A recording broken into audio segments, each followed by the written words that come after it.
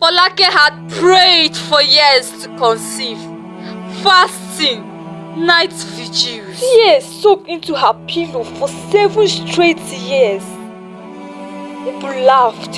Her husband's family members said her womb was cursed. Folake held on to a word God gave her in a vision. You will give birth to a girl of purpose, and through her, generations will rise. And so she conceived. A miracle, a girl was born. But Folake never got to hold her for long. She died just hours after giving birth. Her husband, overwhelmed with grief, slumped at her funeral, never woke up again. The baby named Thomason, meaning I rest in God, was left to grow under the care of her mother's older sister, Aunt Moroyo. Unfortunately, Aunt Moroyo loved appearance more than people, especially poor innocent children. Why?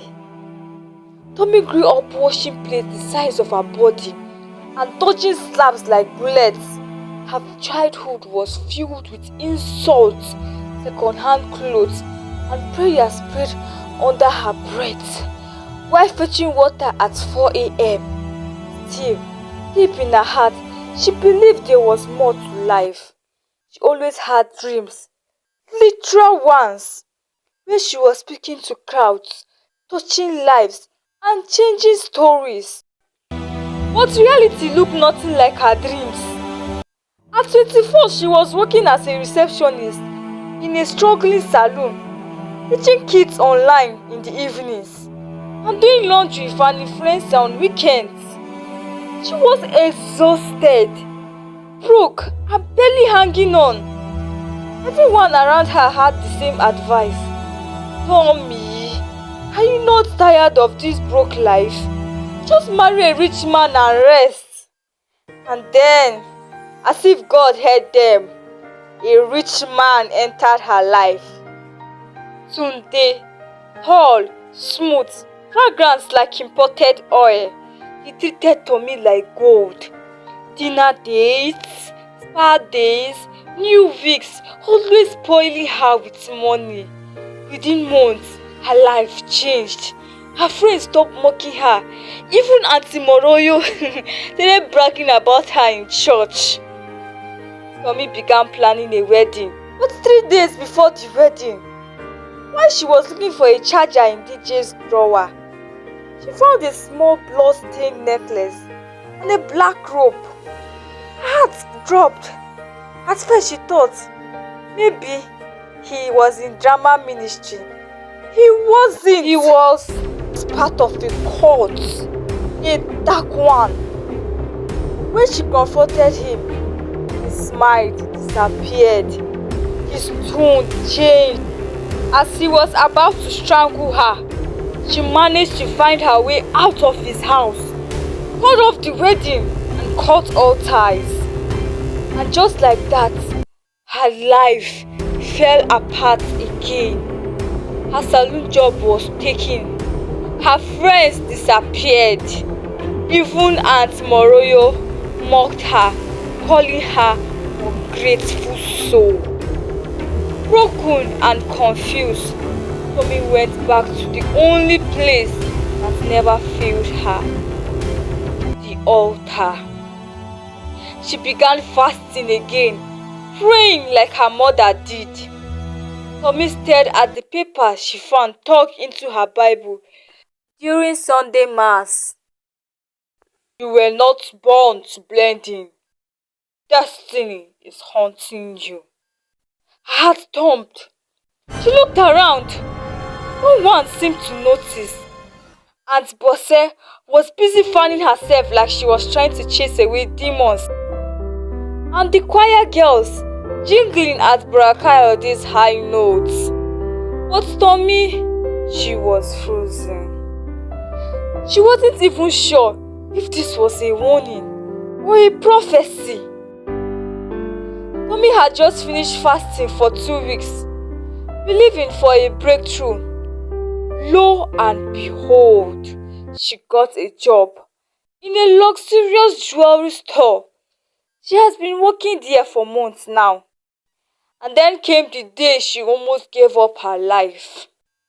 Her boss accused her of stealing a missing bracelet worth 150,000 naira. Hey, in front of customers, he sacked her immediately. Shame burned hotter than Lagos sun. That night, she cried, the ugly kind. Prayers that started like, "Dear God," ended with, "Do you even know me?" Alone in the church, an old priest walked in. He asked no questions, just sat with her until she could speak. When she finally opened up, he said to her, "You are not broken. Many daughters are tired because they are chasing approval, not purpose. But when God calls you, He equips you with pain. Pain is part of the packaging. Start small. God will breathe on it." So she did. She began teaching young girls in church every Sunday. She would counsel them, pray with them, and talk about purity, purpose, identity. The girls began changing. On a fateful day, she wrote her pain, her dreams, her faith, posted blog posts. One went viral. A woman from Kenya reached out, then another from Uganda, then South Africa. "Your words gave me hope," they said. Was it easy? No. Her neighbors, they laughed. "Purpose no go buy food oh. You still no get husband. You are too spiritual. No wonder men run." But she ignored them. Something in her spirit had shifted. The dreams came again, clearer than ever. She knew God was with her. One day, during a youth conference, while praying with her girls, a woman walked into the room. Mama Bako, a famous philanthropist known across Africa for supporting female-led foundations. She watched Tommy in silence, then said, "Who taught you all this?" Tommy replied, "It's God, ma." Mama Bako smiled. "Then let's take this fire to the world.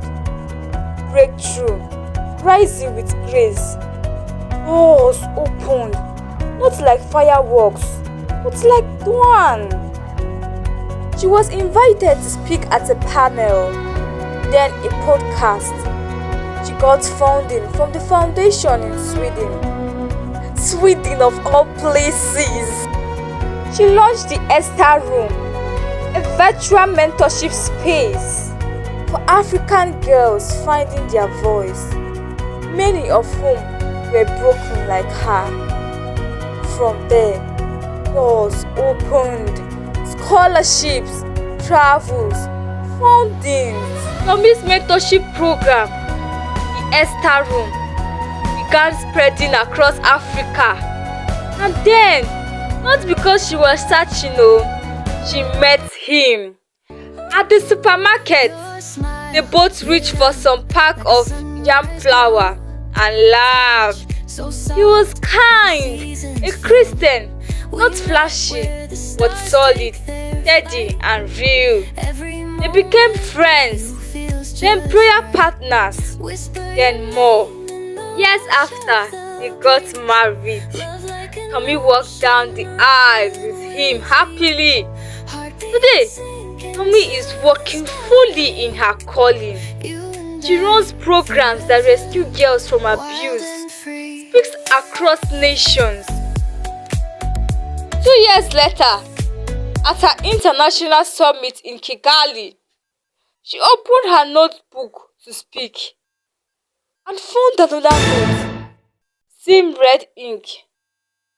Now that you are visible, remain valuable. Purpose is not a stage, it's a life. She looked around. No one was near, but she smiled and said, God is still writing my story.